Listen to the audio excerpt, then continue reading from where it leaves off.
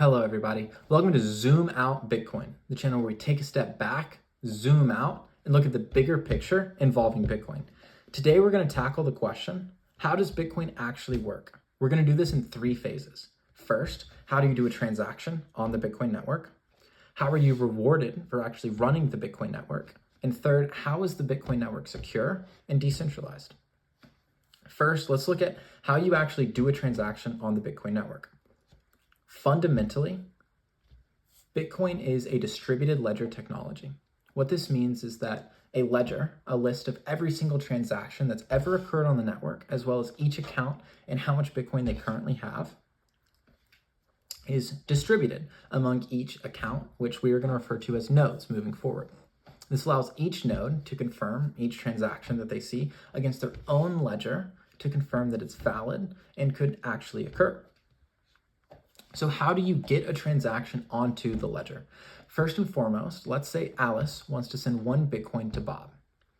Alice would announce to the network, I, Alice, am sending 1 Bitcoin to Bob, and then she would sign it with her digital signature, which brings us into the first component. How do you confirm that when someone is claiming a transaction, how do you confirm that they are the ones claiming the transaction? How do you make it sure that it's valid?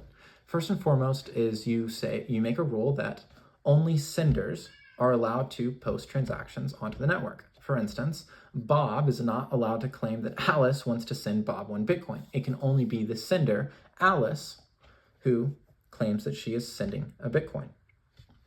In addition to this, you require each transaction to have a digital signature. A digital signature is the digital way to verify that someone is who they say they are. This is done through a public and private key pair. This is a cryptographic tool that is at the backbone of all safe internet browsing, all safe network usage. It is used every single day in every single internet tool that we use. A public and private key pair is a pair of keys, one that is kept private, only known to the user and the owner, and one that is made publicly available to everyone on the network. These keys have a very unique interaction. The private key can only be unlocked by the public key, and the public key can only be unlocked by the private key. How does this actually help us to validate who a user is? When Alice signs her digital signature, she actually locks it using her private key. This means that when this transaction is posted, anyone on the network can grab Alice's public key and attempt to unlock the signature and confirm that Alice is indeed the one who used it. They know if they are able to unlock the signature using Alice's public key, then it could have only been locked using the private key. And if Alice is the only one that has access to the private key, it must have been Alice who claimed the transaction. So next, how do we confirm that each person is using the same ledger, the same chronological order of transactions, and the same group of which transactions actually took place? This is done using 2 key components, miners and blockchain. First, miners. Miners are nodes that exist on the Bitcoin network purely to listen to these transactions. They validate who the sender is, and they gather up these transactions into a group and publish them as a block. These blocks are added onto a blockchain. The blockchain is what actually creates the ledger itself. The blockchain is the group of blocks, each made up of some listings of transactions that give you the full chronological order of every transaction that's actually occurred on the network. The chain part of this is because each block is mathematically tied to the block before it and the block after it. This is a very important concept. It means that if you wanted to go in and alter a previous block, whether you are an attacker or a hacker, you don't just alter that block. Because these blocks are mathematically tied to each other, it means you have to alter every single block that comes after that block for the entirety of the chain. Whenever you combine this with proof of work, it makes the blockchain network very unreasonable and essentially impossible to successfully attack. So what is proof of work? Proof of work is the idea that in order for a block to be valid, the miner has to put some amount of work into it, and it must prove this work. This is done using a lottery system. Essentially, the Bitcoin network chooses a random number, and each miner, as they're creating a block, must guess what this random number is before they're allowed to publish their block.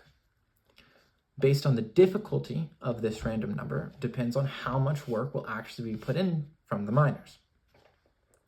But what this does is it verifies whenever you publish a block, you must post the random lottery that came with it that is easily verifiable to prove that you actually put the work into creating it. But it confirms that that miner used some amount of computational power and computational energy to actually post the block. This solves two really important things. First and foremost, whenever it's combined with the previous concept of a blockchain, it lets you see if you want to change a block and changing subsequent blocks, you have to put in a large amount of work finding this random lottery number, not just once, but for every subsequent block that comes after it. This gets exponentially more difficult for every single block that exists. The Bitcoin network uses this very intelligently with nodes to actually wait on how many blocks they expect to see before they take a block as valid, requiring that if a bad actor actually wanted to go in and change the values in a block, it's not good enough to win the lottery and do it once. You have to win the lottery 2, 3, 4, even 5 times in a row to actually get someone to believe you, which is effectively impossible. The second thing this does is it sets the chronological order and the agreed upon chain that every single node will use. So how does proof of work set the agreed upon chain that everyone's going to use? And the idea is each node agrees they are going to use whichever blockchain actually has the most amount of work put into it. It's a simple concept, but very powerful. What that means is that there will essentially be one master chain that constantly gets grown and constantly gets used. Each node, by going out and asking the people around it and confirming how much work has been put onto your chain, how much work has been put onto your chain, they can find the newest chain by finding the chain with the largest amount of work. This also ensures that the miners only work on adding blocks to the chain with the most amount of work put into it. So we talked about how miners have to put a large amount of work into actually finding these random lotteries and posting blocks onto the chain. So what's the reward? Why would miners actually use a large amount of redundant energy to create blocks onto this blockchain? Every time that a new block is created, the very first transaction that is listed in this block is considered a block reward or a miner reward. This is a unique transaction that goes directly to the miner's account that adds Bitcoin to their account. Originally, this reward was set at 50 Bitcoin per block. Using these rewards, you can actually understand why the Bitcoin supply is capped at 21 million and how you can track out exactly how many Bitcoin will be released based on the rate of these blocks. A block is set to be released on average every 10 minutes. Originally, the block reward was 50 Bitcoin per block. Every 4 years, this is cut in half, went from 50 to 25 to 12.5, until today, in 2025, the reward for mining one block is 3.125 Bitcoins.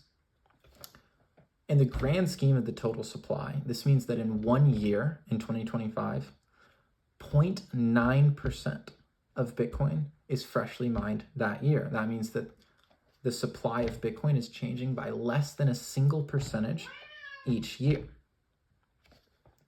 So how do you actually make sure that a block is only mined on average once every 10 minutes? This is fundamental and very important in understanding why Bitcoin can have the fixed supply that it has, why we know it will be exactly 21 million, and we know at what rate new Bitcoins will come out.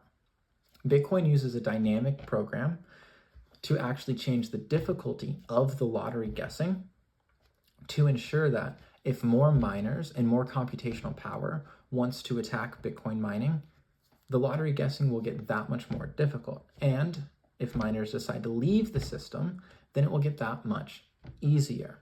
Now, I know, and I've heard this a lot, there's a lot of questions about what happens when the last Bitcoin is mined.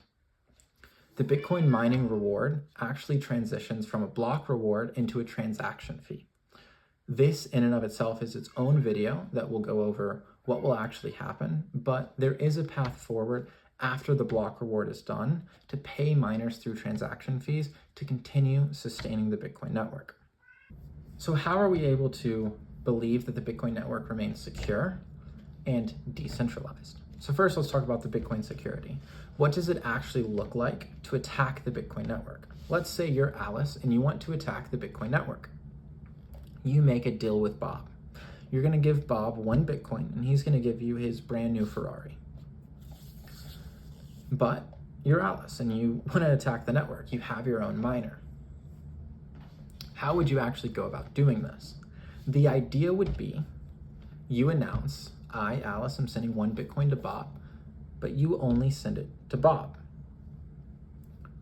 To everyone else, you say, I'm not sending any Bitcoin. You have your miner win the random lottery, be the one that publishes the next block, and to only Bob, you publish a block saying Alice sent 1 Bitcoin to Bob. Then to every other node on the network, you publish a block saying normal transactions and that Alice never sent a Bitcoin to Bob. If Bob accepts this very first node, he will believe, great, Alice has sent me my payment, let me hand over the keys to my car, here you go, have a great day. However, Bob's Bitcoin node is smart. It doesn't grab the very first block and add it to the chain and say it's good. It waits for at least 3 to 4 blocks. During this time frame, Bob's Bitcoin node is bound to receive a block from a different miner that shows that Alice never sent a Bitcoin to Bob. This will make his node question it, and he will wait until he receives enough nodes to validate which one has more work put into it, such that it can trust that chain of blocks. This means that if Alice's miner node wants to convince Bob that she really has sent the Bitcoin, she has to publish not 1, not 2, but 3, 4, 5, even 6 nodes, competing with every other miner on the entire network combined to actually convince Bob of this fraudulent activity. This is where the exponential requirements of the computational power comes into play. The only reasonable way to actually do this is to own over 51%, over half of the computational power on the network. For perspective on how difficult this would be, if Amazon took every single computer it had, all of the computational power in the company, and put it towards attacking the Bitcoin network, it would own less than 1% of the Bitcoin network. Even if an entire nation tried to attack Bitcoin right now, it would not even get close to owning half, much less the more than half, the more than majority requirement to actually push out multiple fraudulent nodes enough to convince a node of a real transaction. So how can we say that Bitcoin is decentralized, that Bitcoin can transact across borders, across nations, regardless of legislation? Bitcoin is a network that requires no identifiable information. You don't have to provide a name, you don't have to provide an address, you don't have to provide legal information to create a Bitcoin account. Your account is tied to your public and private key and an account number that you are given. And these are the only ways to identify you as the Bitcoin owner. If you know this information, you know this account. There's a saying in the Bitcoin world, not your keys, not your account. Essentially, the public and private keys is the entire account itself. On the Bitcoin network, you don't have to trust a bank. You don't have to trust a third party. You can transact directly from one account to another with neither party knowing who each other are, with neither party having any ability to track each other down, and with neither party having to outsource to any third party or banking system. Bitcoin is a system that is backed by cryptographic tools that have been under attack since they were implemented in the internet. And as far as we understand, it is physically impossible. What I mean by this is to actually break someone's private key, public-private key pair, you would sooner cause the heat death of the universe by the computer actually running than you would get even close to actually cracking the key itself. That is how astronomically difficult it is to crack these keys. It's 2 to the 256 possibilities. There are a lot of fantastic videos talking about just how large of a number this is and just how impossible it is to actually even hope to guess or break or brute force these keys apart. I hope this video helped to explain how the Bitcoin network works, how a transaction actually occurs, why miners are actually mining, and why we claim this system to be decentralized and why we claim it to be so secure.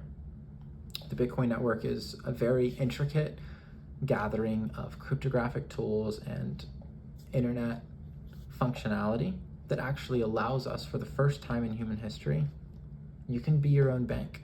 You can keep your own ledger with every single transaction. You can interact peer-to-peer with no required third party and no threat of a government or anyone tracking, tracing, or identifying whose account it is. The Bitcoin network is a beautiful gathering of cryptographic tools and internet capabilities put together to give people the ownership and freedom of their money back to them, to no longer require trust in third parties and in other systems. Thank you for listening. That was Zoom Out Bitcoin. Bye.